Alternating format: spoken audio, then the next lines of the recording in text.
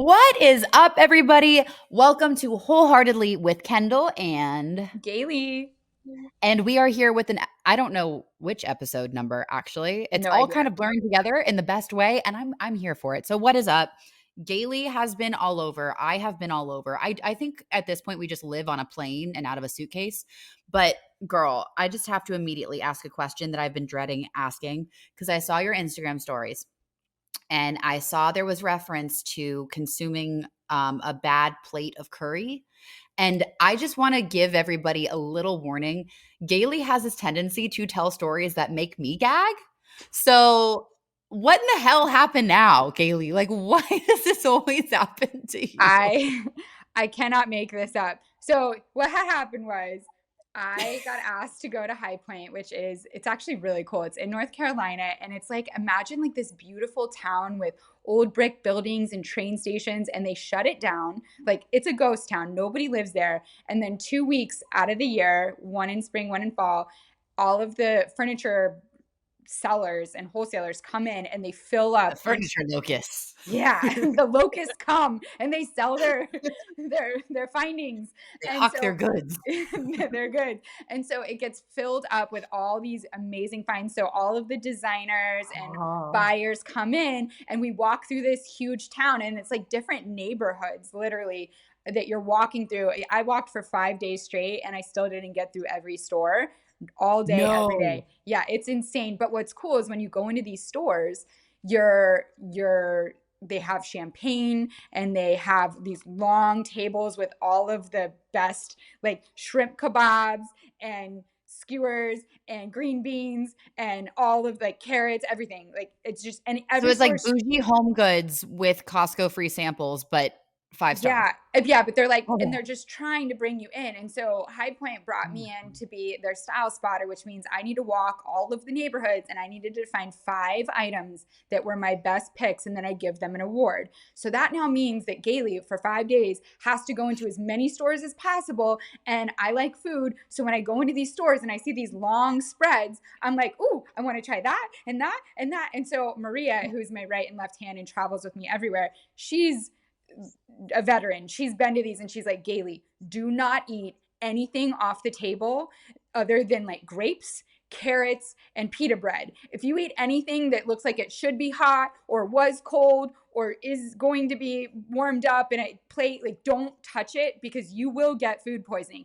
These things are sitting out for 7 to 10 hours, and they're just trust me, anytime I go to things like that. And I was like, okay, I can be Yeah. a good girl. So for 5 days, I basically Uh-huh. ate candy because it's in wrappers, and pita Yeah. bread And and it's grapes you. and carrots. That was it. And the second to last night, which was before the big meet and greet I was doing, where I'm going to hug hundreds of people and do photos and stuff, I go to Mhm. my first dinner, and it's like a full meal sit down. I haven't eaten really in days because I've been so scared of getting food poisoning before the meet and greet, which is like the number one reason I'm there, right? Well, and to Yeah. sell my furniture line. So I am going out to this dinner, and I'm just thinking, I am so excited to get a full meal. This is going to be amazing. And I Oh, go through the yeah. menu, and I'm torn between two things. And I was like, you know what? I'll get the curry. Like, I love curry. So I get the curry. I basically lick the plate because I was so Yeah. hungry. You're And I'm so starved. excited. My tummy is full.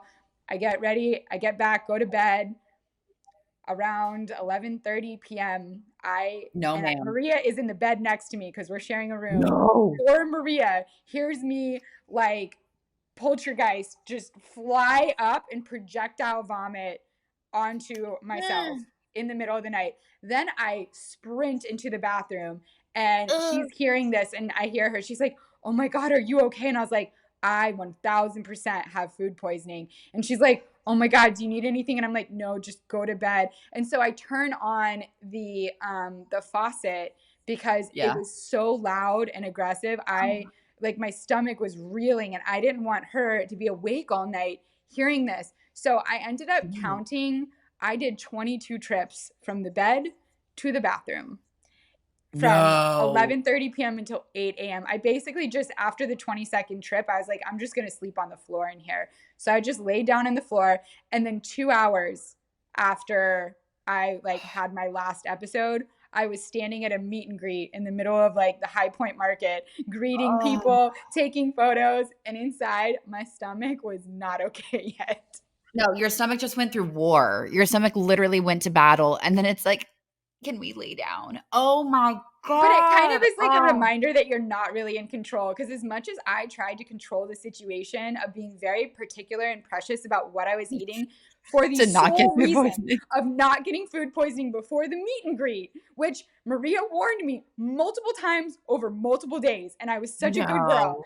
And You then manifested it indirectly. I must have I reverse manifested it. Oh, Gaily. Yeah, so that happened. And then Gosh. another Oh, missed opportunity. So yeah. I do the meet and greet, everything's fine. I am just not eating anything because I just feel horrible still. And then the next morning I catch a really early flight and I have like a 1 hour layover. And Mhm. so I get this flight. I land in Charlotte, North Carolina. I'm in that airport. It's like 8 a.m. and I'm going up the escalator. And I got so excited for a moment because I thought about like getting home to the dogs and like how excited they get. And I went into like mom's coming home mode and I just got really happy. And then I suddenly realized that Charlie's gone and that this is the first time I'm coming home and she won't be there. And I just like, if anybody is going through grief or loss, like it is not linear. You think you are completely fine, and the next second a wave hits you, and it's like a sadness, like devastating tornado that just takes over everything around you and you can't unfeel all of the things that you're feeling. And it brought me to my knees. I was completely sobbing uncontrollably, like couldn't breathe, going up this escalator. And I get to like an intersection where you figure out which terminal you're going to. And I'm crying so hard I can't even see the letters. And I just know I need to get to terminal B to catch my flight that's leaving in 20 minutes. And I can't find it. And I'm just standing there, and the most attractive, tall, blonde pilot just comes up out of nowhere. And he's like, excuse me. He didn't even see that I was crying at that point because like I was looking the other way. He saw that I was looking up, I think, and around because he came from behind. And I turn around and he goes, "Can I help you?" Don't don't Kendall. Do not Kendall this. I make things gross, you make things sexual. So Both of our minds are in different gutters. At least we cover both of them. So we there do. you go. We cover we you know, we are an all-inclusive podcast here at Wholeheartedly. So I turn around and he goes, "Are you okay? Do you need help?" And I was like, "I can't find terminal B." And he goes, "Oh, it's that way." And I look over and I look back at him and he gave me the most kind, like endearing, sensitive smile. Like, I can tell you're going through something and I hope you're okay. But he also didn't want to call attention to it and make me uncomfortable. And he was like, "Okay, well, let me know if you need anything." And I was like, "That's all I Yeah. needed. Thank you." And I just keep walking. And like, it was out of a movie where I took 10 steps and I turned around and I looked at him and I was like, is he going to turn around and look back? And he started to. So then I turned around really quickly and kept walking No, forward.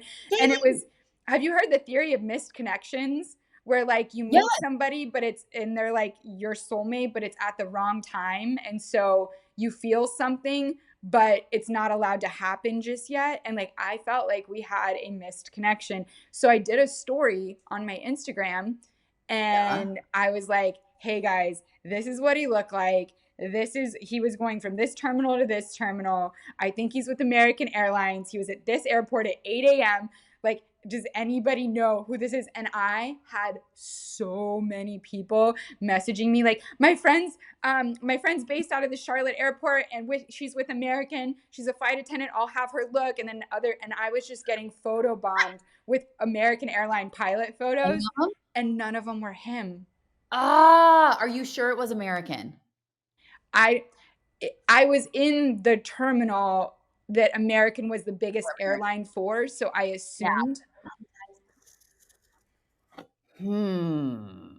Yeah. Gaily. So guys, Oh, if you anybody, literally and when I had a say Hallmark movie moment, and And so Okay. when I say, He was if blonde. Okay. anybody knows, even it might not be American, so an airline pilot who has really, really naturally blonde hair and bright blonde eyebrows. Like that was the most distinct thing, is that he was very fair skinned, light blue eyes, bleach Okay. blonde hair, but not like he dyed it. Like he was just Just very fair natural. complected. Yeah, just Okay. naturally beautiful. And he was Viking. tall and he was so gentle and like soft How tall? spoken. Yeah. Okay. How tall? Probably like 6'1", Okay. six Build. two. We need to get really specific here. Everyone, we're on the hunt. I need to get He's on the leaner side. He on your side. wasn't What like if he buff. were to play a sport? What sport would he have played in high school or college? Tennis. Oh, okay. That's actually helpful. Okay. Any accent whatsoever? No. Hmm. Gut instinct. What part of the country did he grow up in? Um, my guess would be the Midwest, because he had just a very kind, like sincere Hmm. energy, and I feel like I get that a lot from people from like Chicago, Ohio, places like that, Yeah. Michigan. Yeah. And it would make sense. There's a lot of blondes there. There's a lot of like Norwegian roots. Yeah, he looked Norwegian. He's probably Okay. 30 to 37, somewhere in there. Any other suitors? Any other potentials? Oh, I got the sweetest surprise last night that I did not see coming. So, Elliot, who Yes, you'll college remember Elliot. from college, yeah, Uh-huh. I got a little box in the mail and I was like, "What is this?" And it smells amazing. And I open it up and it's a candle from some special little store in Charleston, South Carolina, and the scent of it is champagne and it's white and it's really cute. And I open up the card and I'm like, what is this, like, is this a brand just sending me something to try and get me to like post about it or whatever? Because, we get Yeah. that a lot. Yeah. And so that's always my first assumption. And then I open it up and it's a card from Elliot. And he said, this is a candle from the store that, my mom and I, who sadly she passed away a few years ago and they were very close. And he's like, this is from the store my mom and I used to go to in Charleston. And I know you don't drink, but I want to celebrate you. And so it's champagne scented because that's what you would drink to celebrate. So instead, I'm going to send you like champagne scented home decor because that's more you. And Great. it was just like, and he's like, I know you're going through a lot launching all of these things that are coming out, and writing your book, but if you have time, I'll be down in December and I'd love to see you. And I was like, Okay, when were you gonna tell me this? it happened last night, so I was saving it I for the know, but, pod. like, how do you feel about it? I feel like It's I very can't stop sweet. thinking about it. It was so sweet. It was so sweet. And I think part of me, like, I'm so scared to, because at this point in my life, no relationship has stayed. Like no relationship has worked out. So I almost feel like I want to like not get into one so that I don't ruin a friendship with somebody who like I've always really liked and considered a friend. But keep in mind, we haven't talked in 10 years since we made Yeah, that pact that we would get married one day if we were both single, which is ironic which given the is timing. super I will ironic. say this, but, like, before we overthink this, before we consider every option, which we don't know and don't know what's possible, let's just take a moment for the fact that, like, that's a very nice, thoughtful gift. So He's sweet. clearly making a point to say, "I want to see you in December." So just like, have, like, I don't know, go to dinner.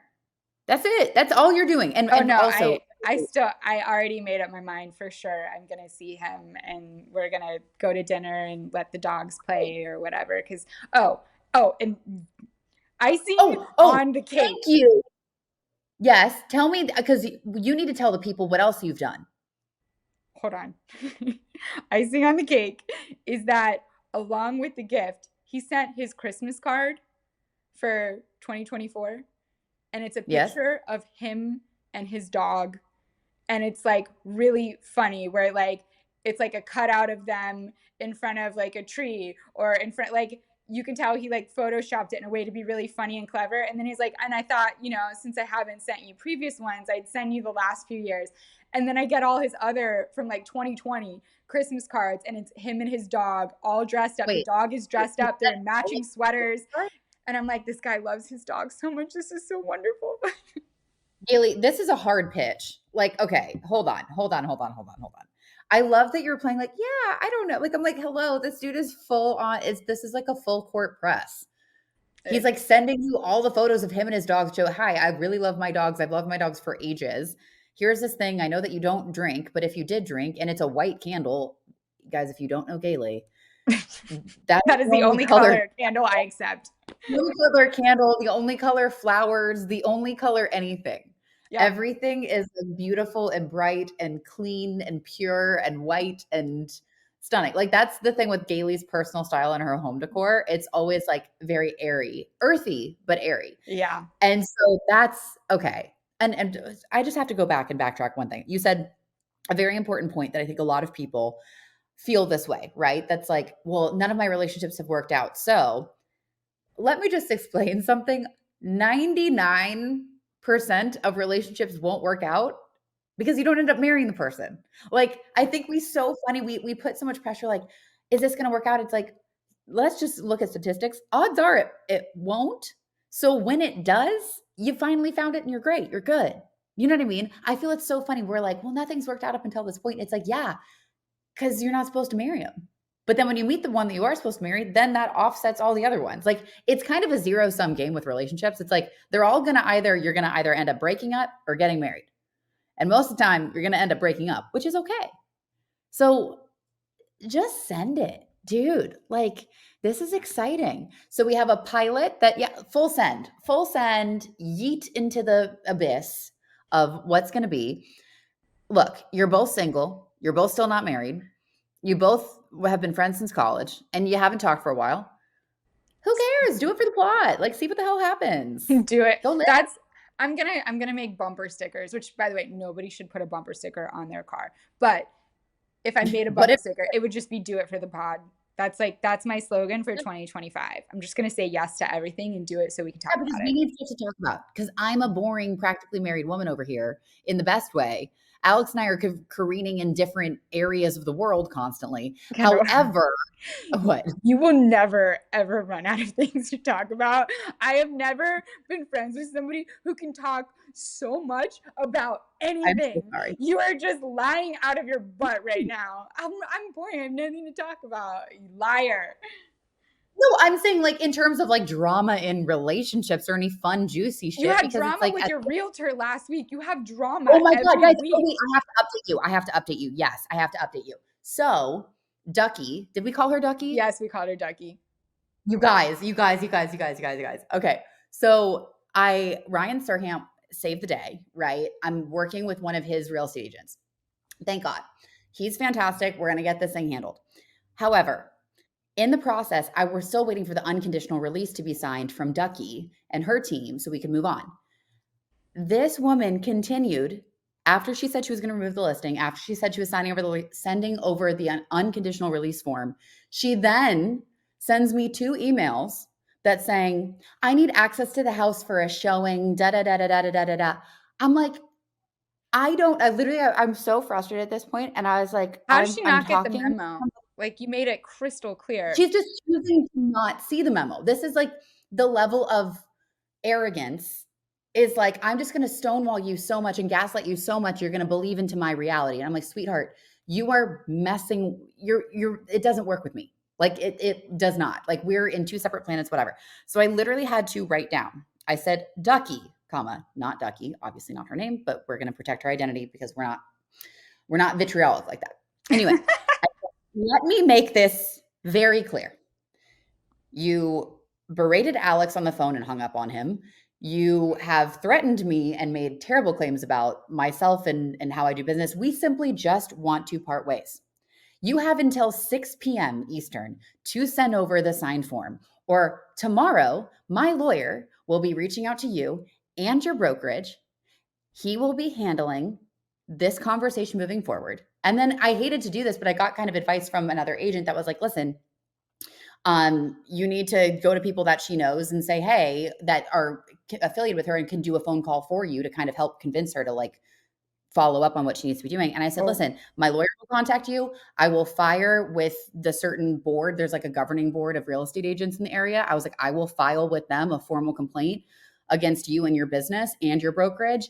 And if need be, I will go to the press. And I hate to be that person. And I absolutely loathe that. But the way that this woman would not take anything else for an answer. And so I was like, you have until 6 p.m. today. I really don't want to do any of the following things. All that has to be done to avoid this is simply sending the signed form that you said you would sign and remove the listing. Thank you so much. So then it's crickets. So I call the developer friend of mine who connected me to her originally. Remember how you're like, oh, you should call him? yeah. And I was like, I'm going to start drama. I don't want it to be weird. I'm like, okay, I'm SOL. I need to just reach out to him. She I already call started the him. drama. Like, this is Yeah. on you now. And he needs to know at this point, like, I don't want him referring her to other clients where she's been great to him. Obviously, he's a developer. He's got like a huge book of business. She's going to want to sell his properties and sell it well because he's building a ton of them. So I call him. He calls me right back and he's like, oh my gosh, I am so sorry. He's like this sweet Italian, New York, Brooklyn dude. And he's just like, I'm so sorry. I feel terrible that I connected you. I'm going to call her and I'm going to stay on top of this. We're going to figure this out. You've been through crap with your builder. Now with her, this upsets me. And he's with his like Italian New York accent. He's like, I really don't like getting pissed off, but I'm about to get pissed off, but I'm going to keep it in. I'm going to keep it polite. But man, this really pisses me off. He's such a sweetheart. So he called her. All of a sudden, 2 hours later, what a flip turn. The signed release form is in my email for me to sign off on. And she said, thank you so much for the opportunity, like totally changing her tune, pretending like everything was great and, wishing you all the best, all this. And I'm like, wow, wow, revisionist history, but whatever. Y'all, it is handled. She is off the listing. I'm never working with her again. If anybody is in the area, and has questions about who not to go to, don't go to her. Go to Ryan Serhant's team. They're fantastic. Moving on. Anyway, that was a long story, but it I was knew I it was knew from the wild. beginning, I knew the builder was the one who was going to get her to flip because You were she right. You has were spot on. I like immediately read that situation. I was like, she has so much incentive to please him that if he tells Yep. her anything, she's going to do it. Even though I know you were trying to spare him the drama and like protect him. So, like, bless your heart for that. But man, these people, like, they want one thing, right? Like, more business. And he's going to give her more business. So she's going to Yeah. like bow down to him. But God, I'm so sorry. That's such a waste of energy and time, and you are so busy. Like, that stuff, again, inefficiency. It's so inefficient. My number one thing is do your job, do it right. If you mess up, that is okay, but own it, rectify it, move forward. It is so true. You have to expect the worst so that you can prepare for the worst and you're not caught off guard. Because sometimes you can put like checks and balances in place in case something does fall through or somebody doesn't do what they say they're going to do, et cetera, et cetera. And you only do that when you expect the worst. If you expect the best and that everyone's going to be operating at peak efficiency, peak effort, peak accountability, peak execution, then guess what? You wouldn't need to have any of these backstops or checks and balances to protect yourself. But then when they don't do that, you're screwed. Hey, Yeah. And then you mom, have to, notice I didn't use the F word right there. I really wanted to, but for you, I didn't because I'm working on this. You're screwed. You're not effed. You're screwed. I mean, F without saying the word, I think is actually a good one too. But I'm 100% with you. And I think that's, it's an exhaustive lesson, especially not to be like, oh, as a woman, but it gets very tiring to feel like you always need to protect yourself. But the truth is, when you're building businesses, when you're building what you want for your own life, you do. And I think it's unfortunate when you're a person that doesn't want to expect the worst in people. And maybe it's not expecting the worst. I think it's just not expecting much. Like, True. truly, I'm always very, I think at this point, like, the bar is in hell. And if you exceed the bar that is in hell, I'm pleasantly surprised. And if you end up being a really great person, wowza, what a great day. But I think changing the expectation for even how I go into business relationships, how I go into things, like now it's all just abundantly clear. Like, this is what we're doing. This is what we both expect of each other. This is how this is going to operate. These are, you have to do all of that up front. And I even think that that goes to any form of relationship, being very clear with what those expectations are and having the quote unquote uncomfortable conversations. I don't think it's uncomfortable to say, this is how I operate. This is what the expectation is. And this is just the foundational standing point. Because otherwise, when you operate that people are going to over index or index the way that you do, you end up just getting screwed over. It's interesting, right? We're talking about protecting ourselves in business and in work relationships. But as women, there's so many ways that we need to protect ourselves. We need to protect ourselves emotionally, because I think we do feel and process things different than men in general, which means we are more prone to get hurt if we make ourselves vulnerable emotionally. I think that physically, we are at a permanent disadvantage of feeling safe, right? They always say, like, men have no predators, but we have one, and that's men, just because physically, right, we can't really compete. I mean, I wouldn't want to face you in a dark alley, but like most But I women. mean, but could someone pick me up like a little tic tac? True. Yes. Could I kick and scream and cut and punch? Sure. But I don't have my stature on my side. Like, I know where my weakness is, and that is in my pocket sized being.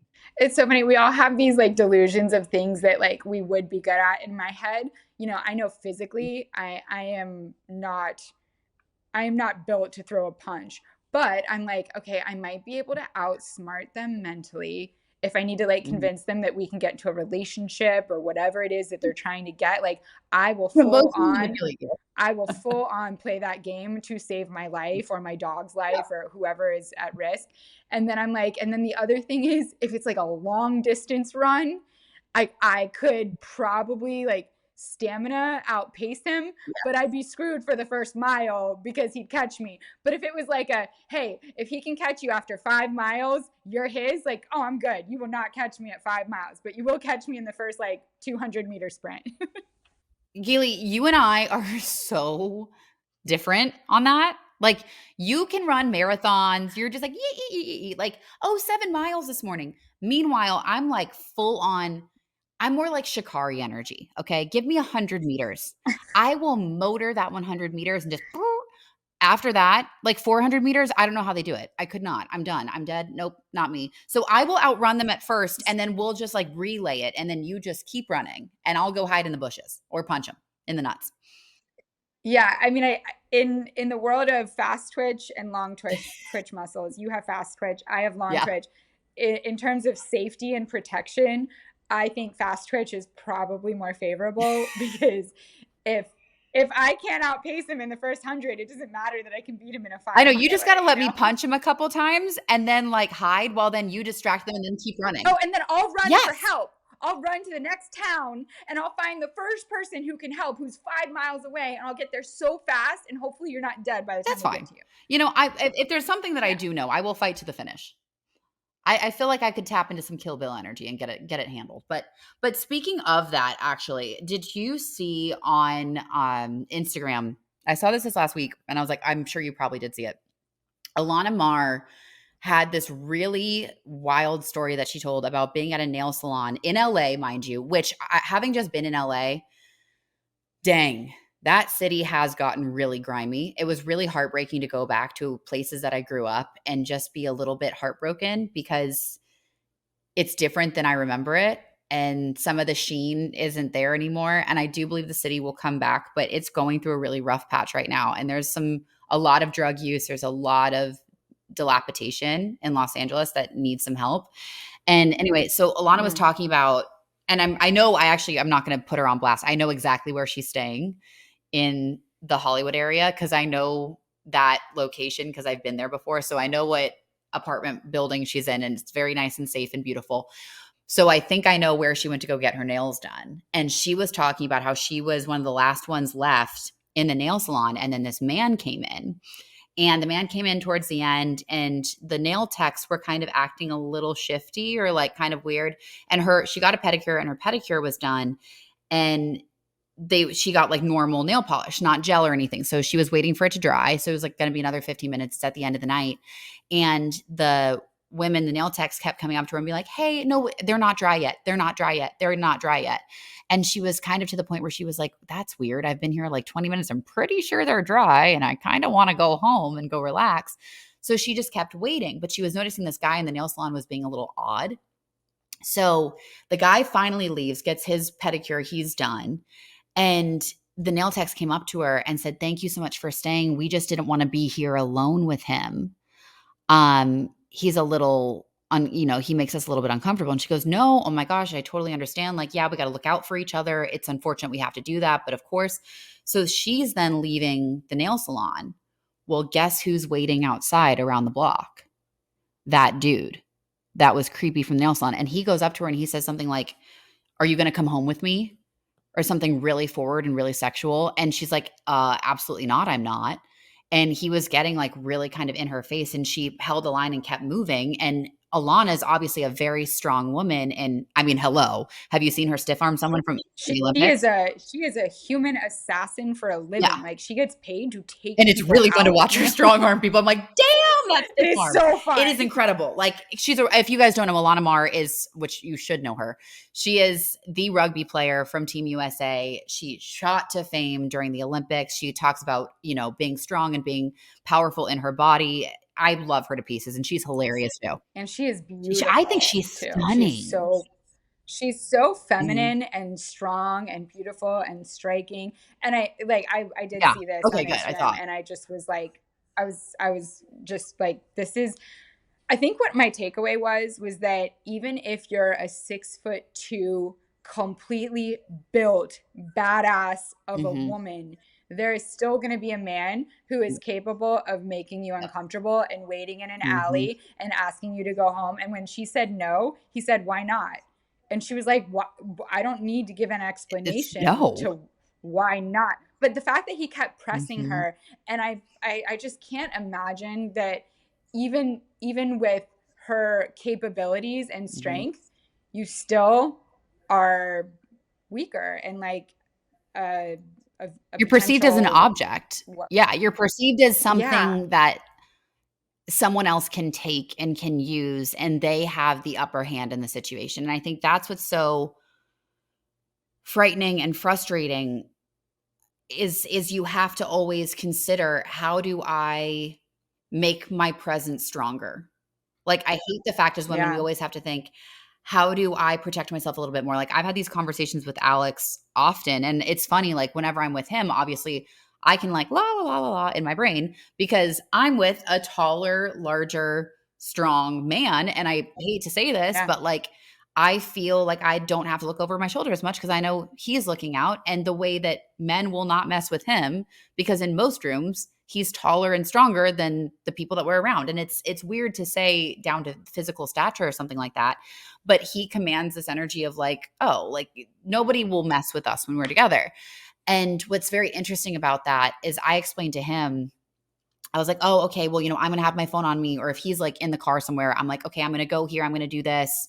I'm like, oh, I got to make sure I lock the car. Like all these little things that I do to naturally look after stuff. Or like we're driving from New York to DC, and he's like, oh, let's just stop at a rest stop. I'm like, no, no, no, I don't want to stop at rest stops. And he's like, what do you mean? He's like, babe, it's a rest stop. That's where you can stop off the freeway. I was like, no, no, no. I was like, sweets. When I would drive from New York down to UNDC, I never stop at rest stops. That's where women get trafficked. And he's like, what? Wait, what are you talking about? And I was like, oh, I was like, that's where most women get taken, especially on these freeways in the New York, New Jersey, Pennsylvania area. That's like the 90 is a huge feeder for trafficking.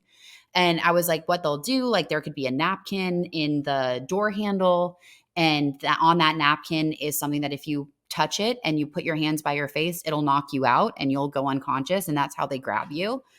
Or don't pick up coins off the ground because that substance could be on the coins. And then next thing you know, the same thing happens. Or if there's a dollar bill, and people will sit there and watch for women and take them. So it's funny because he was like, oh my gosh, I've never thought about that. I said, yeah, if I'm alone, I will never stop at a rest stop. I usually go to some type of a strip mall where there's like a Target or something where there's a lot of people. And if I need to go to the bathroom and get food, I'll do that. And then I'll go through drive through and stay in my car. Like, I do not make it clear that I am a woman going anywhere by myself if I can help it, especially on a thoroughfare. And it's just funny because we always are considering these things. We're taught to do that. We have that instinct to always consider all of the potential bad outcomes. And there's a whole group of people in the world who don't even have to consider that in the same light. And it's fascinating as a woman. I feel that so deeply because somebody tried to traffic me in the Fort Lauderdale airport. No way. Um, during COVID, I cannot make this up. During the pandemic, I was flying to New York for our conference in December at Goldman, and I had a mask on. So you couldn't really see my face and my age. So anybody that wants to say like, you're too old to be trafficked, well, they couldn't really see me that well. They just saw my long blonde ponytail, and I was wearing leggings with like tall boots and a Mhm, sweatshirt. And then I had a hat on, and then I had my mhm. mask. And there was a guy behind me going through the security check, and I kind of felt him, like that gaze. You just feel Yucky. somebody that's Yep. looking at you, and it just makes you feel a little Mhm. weird. And I was like, okay, just get through this really quick. And because I had to like lace up my boots after I took them off and I went through the security check, I sit down on a little bench right there with my carry-on, and I'm putting on my boots, and I've got, the face mask on. And he comes up to me and he goes, hey, where are you going to? And I go, because again, I'm not thinking I'm being trafficked at this point. And I go, New York. And he goes, oh, are you going there to model? Are you a model? Ugh, And I was like, no. And he goes, are you sure? You look like you should be a model. And I was like, no, no. And I try to like start looking down and not make eye contact anymore to get him to like go yeah. away. And he goes, how old are you? And I go, I don't feel I don't think that matters. And he goes, how old are you? And I go, I don't think I and then he pulls his masks down and he leans in really close to me and he goes, tell me how old you are. And I was like, oh my Mm-mm. God, this guy is creeping Yeah. me out. And then he goes, are you going to New York for work? Do you live there or do you live here? And I go, I'm going for work. And later I find out from the police that he's trying to figure out if I'm going home to New York or if I'm leaving Fort Lauderdale that's home and going to visit. Because if I'm going somewhere that I'm visiting, people won't notice that I'm gone as Yeah. quickly as if I'm supposed to be Oh, going home to yeah. my place of. So they try to figure out your age to see what you're worth in the trafficking ring. They try to That's figure out disgusting. if the place you're going to is home or a destination Yep. trip. And so he was like excited to hear that I was going there for work. So people in Florida that maybe live with me aren't going to notice that I'm gone as quickly and report it. And so I go and to get on the plane, and he's on my same plane. No. Oh And gosh. and as soon as I write a little note to the flight attendant that says, please talk to me Mhm. discreetly after everybody sits down. And so when I walk onto the plane, I hand it to the flight attendant, and she reads it, and without even like, doesn't look at me, doesn't make any sign, almost like she's done I'm this sure she has. before, just puts it in her pocket. And she's like, keep like everybody, keep going on. And then as soon as everybody sat, she came over to me and she leaned in and she goes, ma'am, is everything okay? And I told her what happened. The guy who was sitting next to me Mm. goes, I'm actually a retired NYPD, and this is 100% a trafficking scenario. This is exactly what they do. Fort Lauderdale and Miami Airport have the highest Yeah. case of trafficking Well, because you incidents. see the And signs he in the goes, did he bathrooms get and stuff. and he goes, did he get really close to you? And I go, yeah, he leaned in and pulled his mask down and was like trying to force me to tell him my age. And he goes, he might have air tagged you. So Yep. that means that even when you land, wherever you It's been go, aired. he's going to be Yep. tracking you and That finding happened to you. my friend. And he's like, so here, and he goes, so here's what we're going to do. And also the flight attendant said, sit here while everybody deplanes. And as soon as you see him, I need you to like touch your hat Mm, and okay. give me a sign that that's the person. And then I can figure out like what seat he Yep. was in And what or his whatever. So she went back and like looked at, I described what he yeah. looked like. But So it's she hard because kind of people knew have masks. which three Everybody was potential wearing masks guys. at that point. Yes, everybody's very mad, but like he was tall, he was very dark Mhm. skinned, like lots of hair. And so she was able to identify him. So she took down his information and then gave it to the NYPD guy who was sitting next to me. And then he said, what I'd like to do is when we get to the airport, I'm going to escort you out of the airport to your Yep. car. and here's my number, let me know when you get to your hotel, okay? And so it ended up like I ended up being okay, and like, the guy kind of saw that I was with this other guy sitting next to Mhm. me, so I kind of figured out what was happening. But my god, the way the flight attendant didn't even Yep. miss a beat They're because she's trained. experienced Yep. this, and the way the guy next to me was able to validate it, like, yeah, so this is why he's asking this, this is why he's asking this is why he, and I was just like, oh my gosh, people need to understand this. So moral of this story, guys, like, act quick and ask for help to anybody Yep. around you, because chances are they're good, not bad, and they're better than the person who's Yep. coming for you. Number two, don't give any identifying information Nope. whatsoever, and the second somebody starts asking you about that, that should throw up a huge flashing Yep. red light of like, beware, this is not normal conversation, and they literally might be trying to traffic me. That's I thank you, one, for saying that, and two, that's exactly it. My mom always taught me this too, because I was driving around Los Angeles at a young age. I'd be going, to auditions or things like that. Once I became old enough, she would usually go to auditions with me. But once I was old enough, like 17, 18, I was like, "No, it's fine. I got it." The number one thing is always to remember, like, when you are going up to your car, like, I would always pretend to take a selfie and be obnoxious. I would be looking behind me in my camera to make sure that there was no one Oh, watching me walk to and from my car alone, especially, like, when you're parking in wow. garages, always park where it's well lit, always park close to, if there's, like, an attendant at the garage or something like that. Do not go into empty Yeah. stairwells by yourself. There's a lot of things to do to kind of stay alert and stay about it, but especially if you have the freaks or the heebie-jeebs or something doesn't feel right, always go, like, drive to the nearest fire station, pull into if you're driving, pull into, like, the nearest police station. The number one thing is, like, these people want you to be scared and want you to minimize yourself. It's kind of the same thing if you're in the wilderness and you see, like, a bear in the wilderness and they're like, well, you can't outrun it and you're not going to attack it and it's going to hurt. So you have to make yourself seem larger than life or play dead. Yeah. Obviously, playing dead isn't an option when you're dealing with someone who could be trafficking or trying to do anything against you. So you hyper confident, make the eye contact, go immediately, be like, "What are you doing? Get away from me!" Getting loud, making noise, all the Yeah. things that you are petrified of doing because you don't want to be a bother, right? Or like, "Oh no, I don't. What if I'm wrong?" Guess what? It's not your job to be right or wrong about if this person has ill intent with you. It is your job to protect yourself. And if you're wrong, fine, then you're wrong. That person needs to learn that they were being a creep regardless. You don't act like that. Most of the time, though, you're not wrong. And if you feel like something's off, it is. And they'll do things like, if they see you at a gas station, they'll come up and slit your tire like on the other side while you're filling up and you don't even Mhm. realize it, knowing that in a couple miles you're going to have to pull Yep, and they'll over wait. because you can't drive, and now they're going to be able to pull over and say, hey, let me help you, and you're like, oh my gosh, thank you so much, and you kind of let your guard down because you're more focused on the fact that your car is on the side of the road and you need help than Mhm. you are thinking about your safety. So they do all these little tactics to try and It's all about to try and isolation. get you alone. And Yeah, so always, and exactly. that's the other thing, Exactly. always, always, always, if you're uncomfortable or in the back of an Uber or anything like that, one, you need to be sharing locations as a woman with multiple people in your life at all times. Like, know the people that you can. Also, when you are traveling to and from a location, if you are going on a run, if you are doing something, you always have a buddy, meaning you have someone that you text when you get there and you have someone that person has your location and you let them know when you're home safe.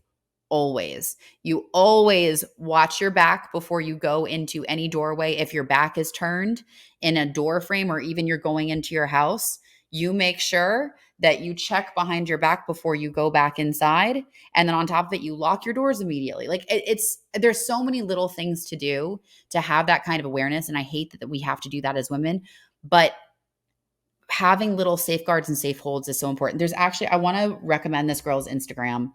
Um, Let me pull it up. She's fantastic. She's a former, I want to say she was like a forensic detective. Oh my gosh, I need to find it. I will find it. We will put it in the show notes. It's a really great account to follow. And she gives all these safety tips and different things to do, know about what's happening, what criminals are doing, how they're targeting women or children or things of that nature. And I learned so much from her. My mom and I end up sending each other like her TikToks and her Instagrams all the time. And it's little stuff like that that's really important. But a big thing I will say is with these air tags, and it's become a significant problem. One of my girlfriends, very beautiful, is a model. She was, again, because they fly all the time for work and whatnot. And she was at Yeah. baggage claim. And all of a sudden, she got an alert on her phone. She was about to get into her car that there was an air tag that was on her that wasn't hers. So she goes through, goes through, goes through. Sure enough, it was an air tag, and someone was trying to traffic her to find out where her next location was, and they were going to try to pick her up there. She went immediately to the cops at baggage claim. She was about to get into her Uber, and she called a friend, and they're like, no, no, no, no, that's not right. Do not get in that Uber. Don't do anything. Don't leave the location where this happened at when you got the alert. And so she went in and talked to the cops, and they said the exact same thing. They're like, we're having such an issue with these air tags. Let us take it. We'll open a case. We'll see who it's registered to. But the problem is some of these air tags can be registered to like IP addresses and fake account. Like there's a way to hide the initial identity of like who has this air tag and where it's going. So So I didn't know that. So you're saying that so what if she doesn't have an iPhone? Right? Is the AirTag a Mac it's an product, Apple like an product. Apple Yeah. product? And now So they're able to so make imagine if yeah, you if you don't get an alert. if you don't And I'm not saying have this is not a plug an for iPhone, Apple. you're Honestly, this technology kind of sucks. no, but I'm just saying like just that one little thing could have been the difference between like life and Yep. death for her, right? As like crazy as that is.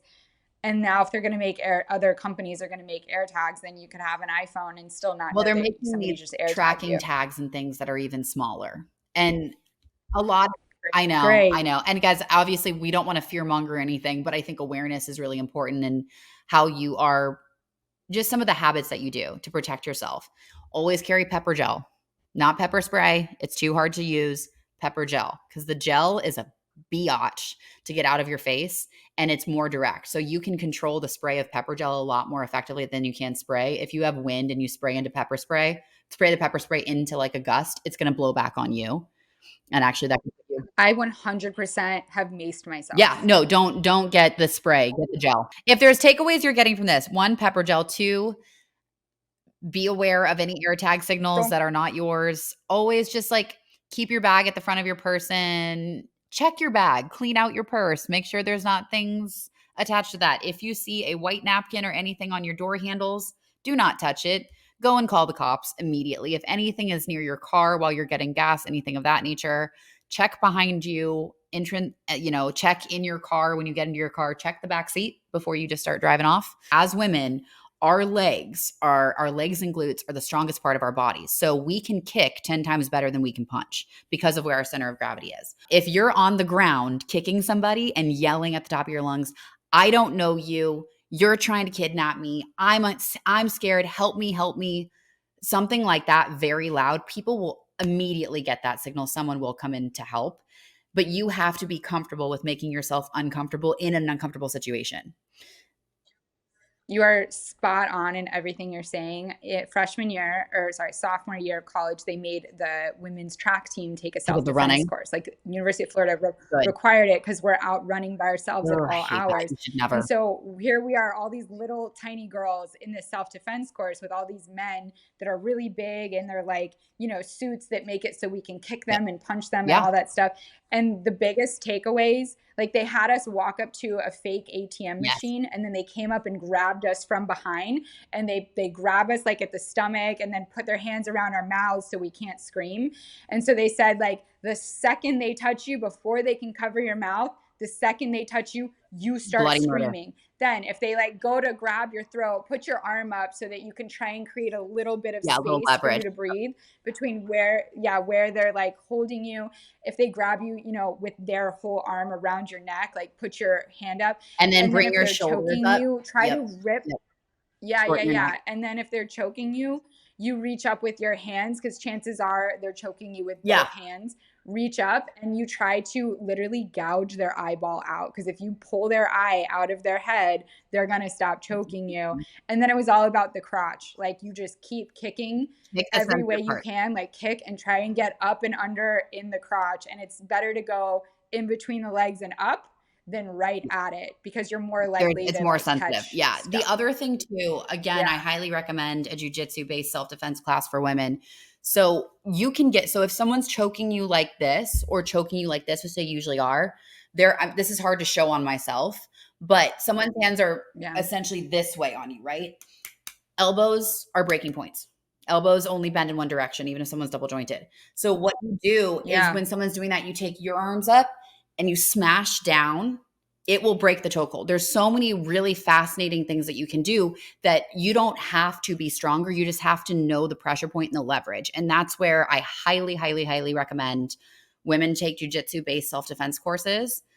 If you got kids, if you got, I mean, for anybody, I mean, sons as well. I think it's important to, if you have young men who want to know how to protect a woman or protect themselves, God forbid. It's not like this just happens to women, it happens more often to women. But it's very, very Yeah. important to learn these things. But a lot of it, I would say the number one thing is being able to advocate for yourself and being able to make noise and be loud. And I think I get very passionate on this because I think that's the reason why I love fitness so much and I love doing what I do and what I will continue to do is that when people feel empowered and more confident, they will advocate for themselves. They will make noise. They know that there's something they need to fight against. And the unfortunate truth when it comes to abductions or kidnappings or being trafficked, when you leave the location with which you were abducted at, the likelihood that you'll be recovered cuts significantly down. Like 50% by By the the minute minute. and fifth, By if the you minute. leave the Like 10 location, minutes goes yeah, it by. gets worse and worse. And so you want to do everything to stay put where someone is trying to take you, where your car is, where there's because the biggest thing is they're going to try to lure you out to where you're isolated so that people don't notice. High traffic areas, one good thing about being out in public is you want to be out in public where there's a lot of people around because it's very difficult to abduct somebody when there's a ton of people. However, there's a threshold there because if it's a massive crowd and no one's noticing anything that's going on, it's actually easier to grab somebody because it's easier for someone to get lost in the fold. So it's that happy medium that you have to consider, but always advocate for yourself, always be loud, always be obnoxious. I would rather you be wrong in saying that someone in accusing someone of having ill intent against you than not speaking up because you didn't want to be wrong and now your life is in their hands. So always scream, Scream, scream and scream, fight. fight. Scream and fight. Like, do not just think that it'll like they'll be nice to you because you're being good Yeah. or because Or you're even being the guy, quiet or yeah. you're being submissive. Like, you being submissive is only making them think that they're going to be able to get what they want faster Mhm. and sooner. It doesn't mean that you're going to be able to live. So be loud, be aggressive, and be so careful with drinks and bars Oh, because I have heard I've been so many roofied horror twice and it stories was at a where gay even bar in West Hollywood where I was with right, like you friends. don't even think Yep. that that's where someone's going to try and get you, but they get one little drop of something or they Huge, babe. swap the drink Mhm. really quick. Like, this is why having covers on your drink, and sometimes it's even like I've heard stories where it was the That bartender was okay. who So was doing it, you I'm know? happy to say this story because I will never go back here. This happened to one of my girlfriends, Ella Hickless. She is a model, beautiful, fantastic. She had the same experience I did at the Abbey, and it's the Abbey in West Hollywood. It's a very well known gay bar, and it's sad because it's a really fun time. And I've yeah, been I there. mean, Yeah. everyone goes to, especially if you grew up in LA, right around Halloween, like a huge spot, really fun. However, the two times I've ever been roofied in my life happened at the Abbey in West Hollywood. Once was when I was in college, and once was when I was out of college. I was working at a tech startup. We all went out together. I literally had one margarita. Thank God I was there with my workmates because we were getting into an Uber and they didn't know where I went. I went to the bathroom. I was feeling really ill, but everybody there, unfortunately, you know, a lot of people are inebriated, right? It's a bar, everyone's dancing. Some people are doing other illicit substances that I do not do in the bathroom. So everyone's kind of off their rocker a little bit. So it's hard to notice a difference in disparate behavior. And so we were going, and my friend found like the Uber came and they're like, "Where's Kendall? Where's Kendall?" They found me. This weird dude was talking to me that I was like I felt in and out. I didn't understand exactly where I was. This guy was like older, but not like not older, maybe 10 years older than me. And he was talking to me, and my friend from work grabbed me. She goes, "She doesn't know you were leaving. Thank God." Literally, thank God. Oh. Because within 10 minutes, we were walking towards the Uber. All of a sudden, I do this. My face goes straight into the curb, like this part of my nose smashed into the curb. Like I collapsed down and my head went into the curb. Thank God I didn't hit it harder. I could have cracked my head open and I was gone. Oh my I God. mean, gone. The next day, stayed at my, I don't remember much. She got me into her apartment at the time. I lived in Venice. She lived in Marina Del Rey. I was in her apartment, crashed overnight on her couch. She was super worried. I kept puking. Don't really remember that. Woke up with the worst, I guess you could call it a hangover in my life. It's like a hangover I've never had ever, ever, ever, ever. Like deep, sore, bone level sickness. My head felt really messed up. Started looking up symptoms. I was like, oh my God. And she goes, yeah, I think you were roofied. She's like, we were there for like maybe an hour. I'm like, I know. I just had that one spicy margarita, whatever, got it from the bartender. And sure enough, I called the Abbey. Of course, they don't do anything about it. My friend has complained to them. So many people have complained. I know so many people that have been roofied there. And what I've heard from friends is that a lot of the bartenders are in on it. And there's a special thing that you can tip the bartender. And then all of a sudden, people will show up. Because the Abbey, it's a gay bar, but it's not a lot of straight people go to that bar. It's a community watering hole in a lot of ways. And I never felt uncomfortable by anybody in the gay community at all. I always felt safe and fun. And it was great dancing, great music. Everyone was having a great time. But unfortunately, there are bad people and there are people who will help bad people do bad things. And so you have to be so careful. Like it just makes me, I'm happy you don't drink. It's a huge reason why I don't enjoy drinking. I don't enjoy going to bars. All of that. It's just not part of my life anymore because there's just too many risks. There's too many things where I don't trust what it is. So mm, It's so scary. This is why I don't even want to, I've already decided I'm not going on dating apps. I'm Like with you on that. I'm not doing it because I feel like that's almost too scary of a way for me at this point to meet somebody, because I would rather it be a referral or something organic where I feel like it's less Yeah. premeditated. And I don't know, I Well, I can't, think yeah. I just With where I'm you are in your life and career too. Like there is a level of extra shine trophy to you because you have a big following and a big business, and a lot of people find that like catnip. Catnip for narcissists. That's there's when you have an extra sheen or an extra glimmer of something where people feel like, oh, I want to take that and have some of that for myself. You do have to be extra discerning. Like, I mean, shoot, I was on a dating app before I met Alex. I mean, I met Alex on a dating app. So it can work, but we're going to find you somebody. I'm not worried about that. Or you're going to meet the pilot or, you know, college man or or Elliot. Elliot. It just, we got options. This is great. But I'll tell you, there was one person. Oh my God, this was so messed up. I went on, this is early days for me at Peloton.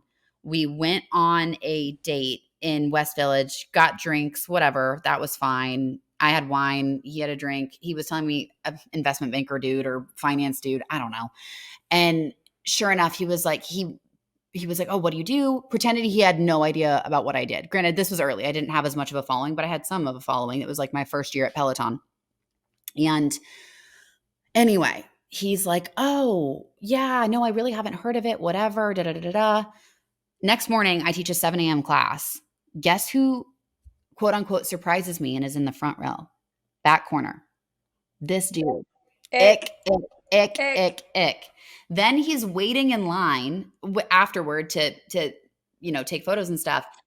And To give you a yes, and hug. just staring at me. And Oh. I was like, I thought you said you didn't know what Peloton was. And he's like, oh no, I kind of actually already like take classes and stuff. And and he said it really loud. He was like, I loved our date last night. Da, da, da, da, da. And I was like, dude. And I looked over at the security guards that we had, and they were like awesome. They're like big brother, big sister energy, great people that we had at this is at 23rd Street Studio. So it was early, early, early days. And I looked at them and they looked at me and they're like, okay, Kendall's got to go. I was like, have a good one. And I walked off and I just had such like icky vibes. I was like, oh my gosh, this dude flat out lied, then shows up in my class, now kind of wants some clout for being there. I go down to the locker room and one of my teammates is there and I'm telling them the story. And I'm not going to say which teammate because I don't know if she would want me to tell this story, but there's another one of my female teammates. And I was like, oh my gosh, you won't believe. She goes, wait, that is so creepy. And she's like, show me him on Instagram. Like, who is this creep? So I show her and she grabs my arm and she's like, shut up. I'm like, what? And she pulls up her DMs. This guy had been progressively, creepily DMing her about how much he loves her Peloton classes and he wants to take her on a date and all that. So he was just trying to go on a date with a Peloton instructor. And apparently, me being the fresh meat that I was like, oh, I fell for it because I met him on a dating app Oh no, and Kendall. thought that he was normal and just worked No. in investment banking. LOL. I didn't realize that was early New York, guys. I didn't realize how problematic that job title can be dating in New York City. So, yeah. So, I went on a date with a complete creeper who was harassing one of my teammates, and I had no idea. So, there you go. I think no dating apps are a good idea for you. I think we're just gonna go by word of mouth Yeah. and referrals. We will trust you guys wholeheartedly, pod listeners. We know that you have our best Yeah. If you interests. We want guys, Gailey to be in the happiest, healthiest, the man, the one. We're ready for her to find the one. So we can help her find the one. We trust you guys. But everyone else, absolutely not. yeah. Yeah. I'm not trusting the apps, and I'm sorry that you had that experience. I've had a couple really bad dating app experiences, but I think we need to get to the wig, the wholeheartedly Instagram.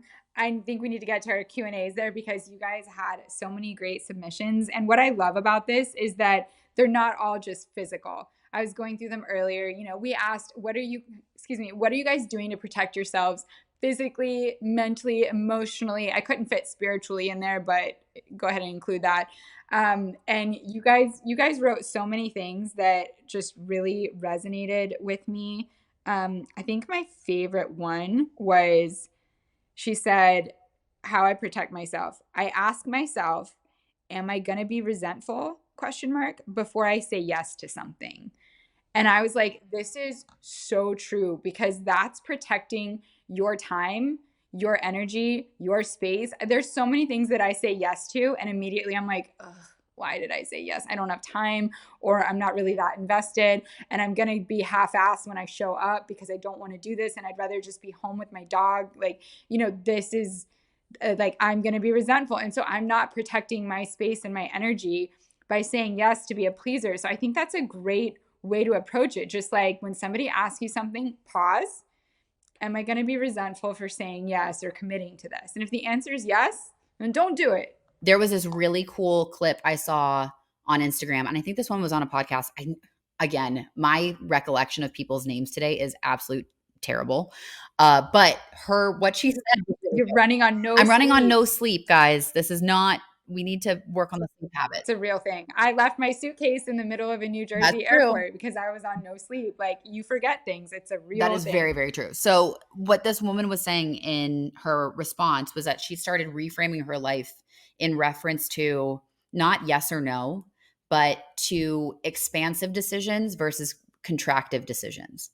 I thought this was really interesting. And she was saying Mm. how, when you have like a crush on someone or something and you get like the butterflies and you like lean forward and you're excited for that next moment and it feels the possibilities are expansive and open versus when someone says something that gives you the ick or someone like the guy that was looking at you in a weird way and you just contract and compress and you pull away from it.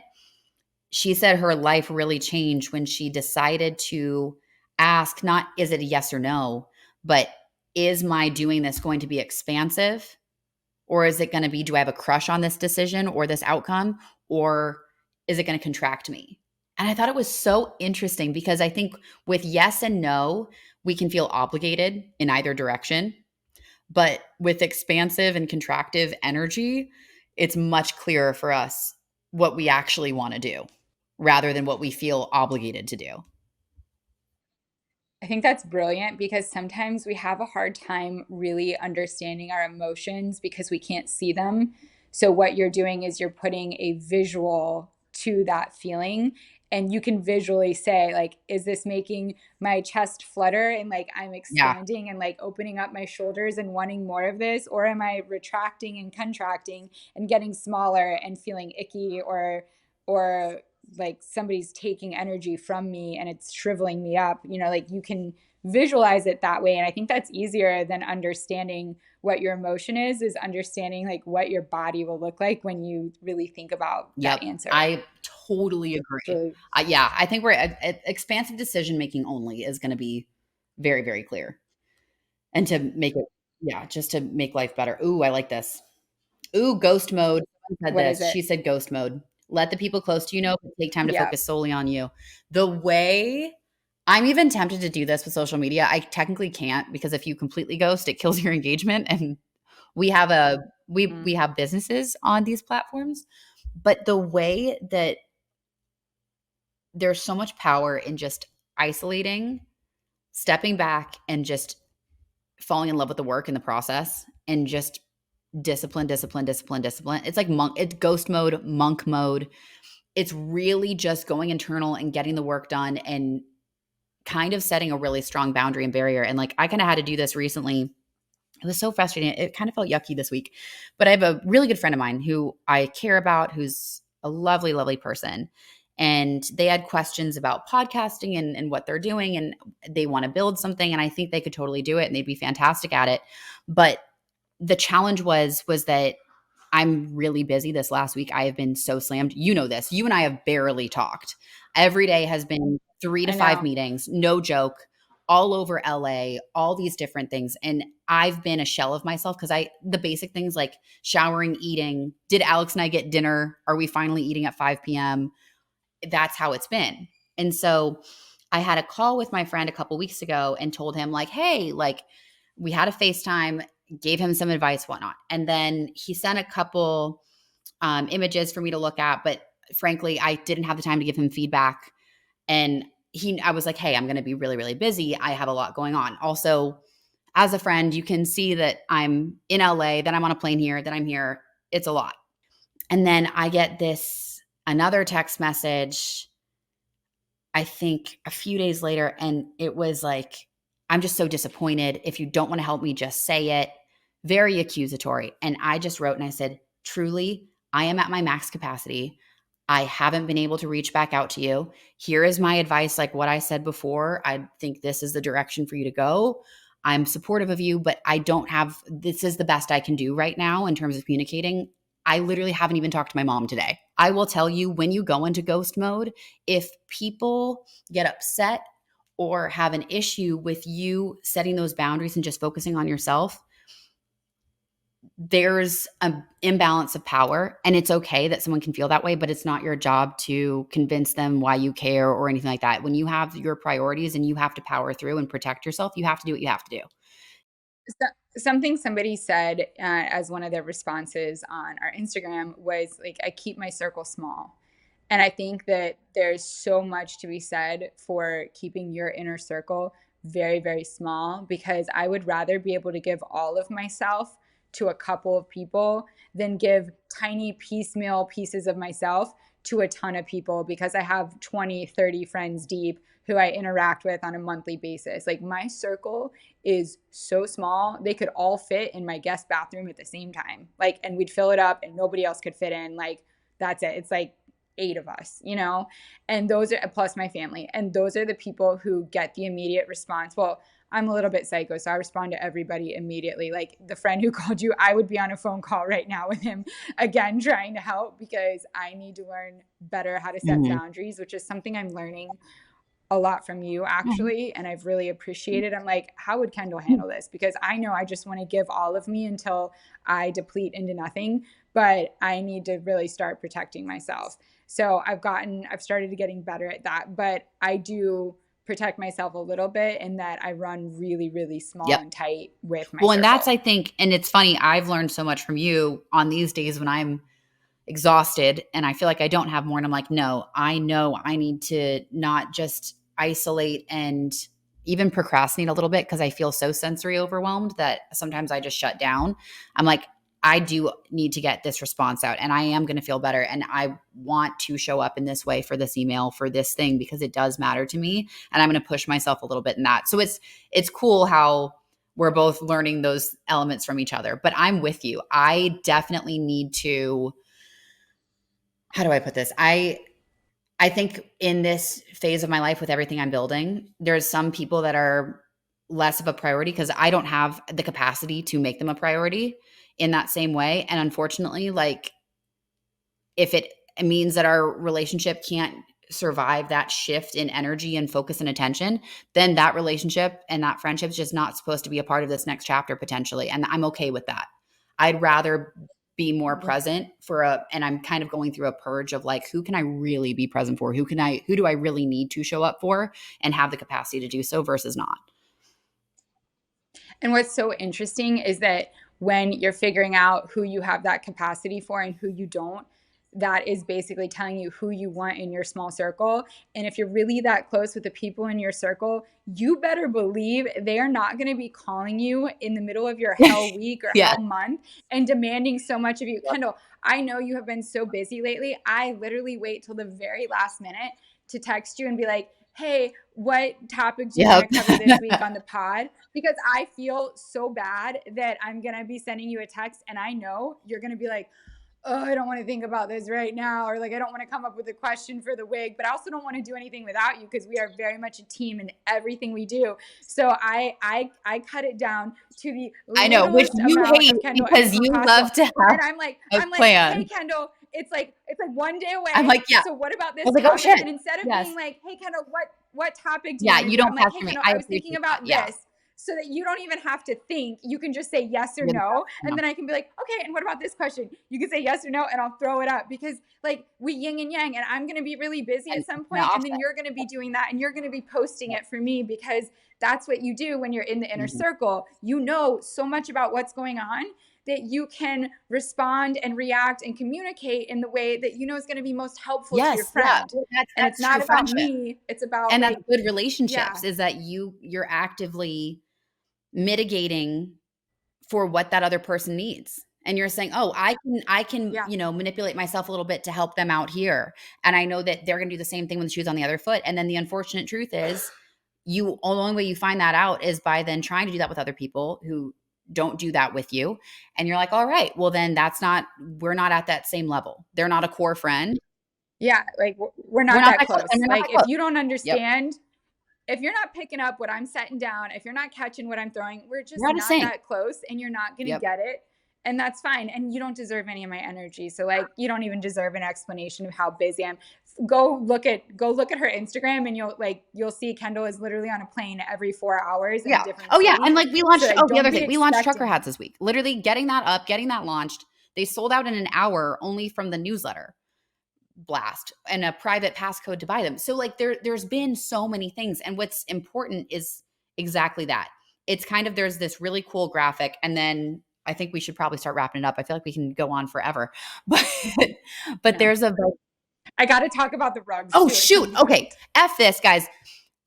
Buy my trucker hats, but even cooler, Gailey has a massive, massive, massive announcement. And we're going to vibe and show, hi, we're going to cheer for each other. And this is what we do as women, and we support each other's businesses. She has been working on this for literally years. There is a whole horror war story on the back end that maybe one day we'll see the light of day, maybe won't. But what's beautiful, maybe won't. What is so cool, you pour your heart into everything you do, duh, quite literally. And she is launching these incredible rugs that I cannot wait to have in the Florida house. I cannot wait to make sure everybody has those rugs. I can't wait to walk into place and be like, that's my friend's rug. She designed that. So tell us about your beautiful rugs and this design. So thank you so much for that lead in. And again, Kendall launched her trucker Love it. hats Make it and about you. they're amazing and they sold out so fast. Okay, so I have a rug line I'm launching. It's Gayle Alex by Livabliss, and it will be available on Wayfair, on Amazon, on Home Depot.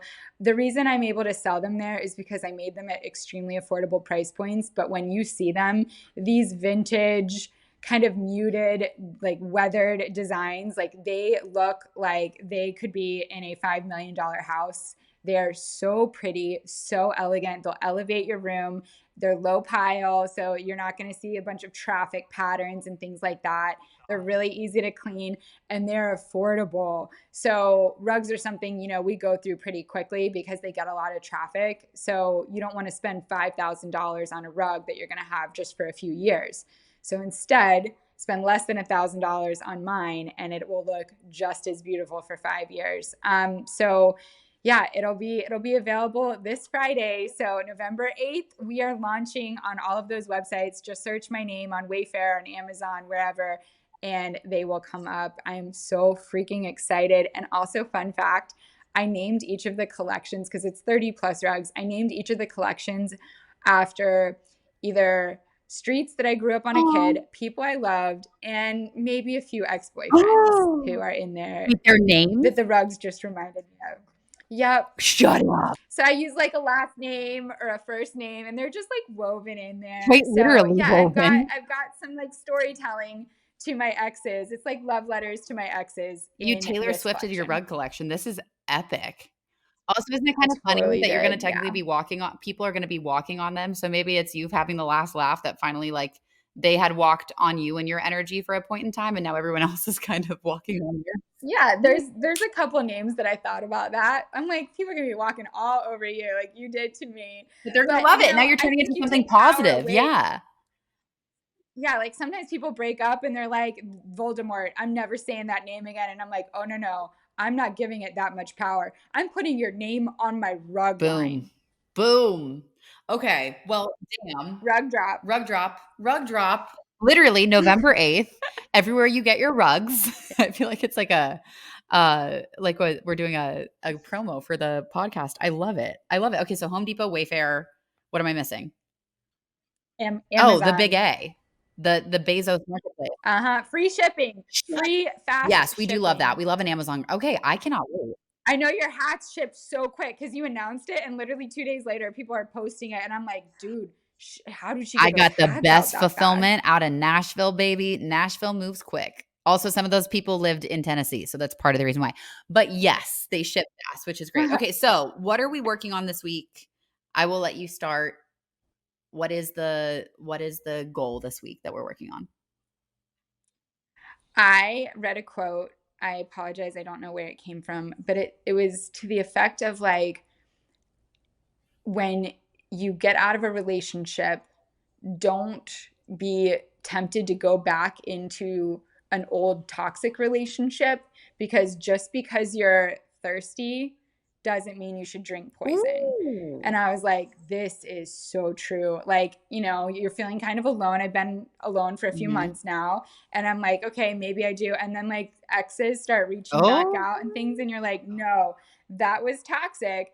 Just because I'm thirsty, I'm not drinking yep. poison. Like, I would rather wait. Yes, And you would. so, yeah, that's what I'm just kind of not responding. And that's where I'm I going with love that. that. I think you'll get to a point where you're so enjoying the I guess isolation or this new chapter of being by yourself and finding all these new wonderful things that you're gonna meet the right person and be like, "Oh, but I kind of like how I've built my life right now. Do I wanna bring you into it?" I Like that, and know that's the best spot to it's be gonna in. be hard to pull me out because I actually really love There my you go. life. Good. This is exactly what we want because this is the foundation that needs to happen for that person to show up. So I love this. I would say this week, what am I working on? Frankly, I feel like I'm still working on it, guys. The basics. Just I'm excited for this week. My family, we're gonna be obviously the elections happening, and so we're gonna be in a beautiful place in the desert, hunkering down and just being present with each other. And look, we're not getting political at all. No matter who you're voting for, it's wild out there. And I think everybody's just exhausted of it all. And so I'm just really happy to have some quiet time with my family in nature at this beautiful property and get back to basics. So family time, joy, singing, lounging, sleeping, freaking sleeping and getting proper sleep, and just the human needs. I'm really ready for that to be the focus for the last couple months of this year. And I'm going to kick it into effect now that it is November, which is wild. It's wild. I feel like you're always chasing your Kendall childlike energy because you have to do grown up Mm, stuff so much. And so I hope you find that. I hope you find that as you're there and you're just relaxing and you're kind of shutting things yep. down. Well, guys, thank you so much for being a part of this, always giving us a space to just talk and think through things, share our things, share your things, answer your things, answer each other's things. There's so much we have that we want to keep doing. So every time you like, every time you comment, it helps us so much and it allows us to keep doing this and keep growing. So we appreciate any energy you put towards us in that way. And we love you with our We whole do. hearts. Like, comment, subscribe. Let us know what you want more of. And we will be back to you next week, hopefully a little bit more rested. And you will have bought Gailey's rugs. All right. Bye, y'all. We'll see you soon. Bye.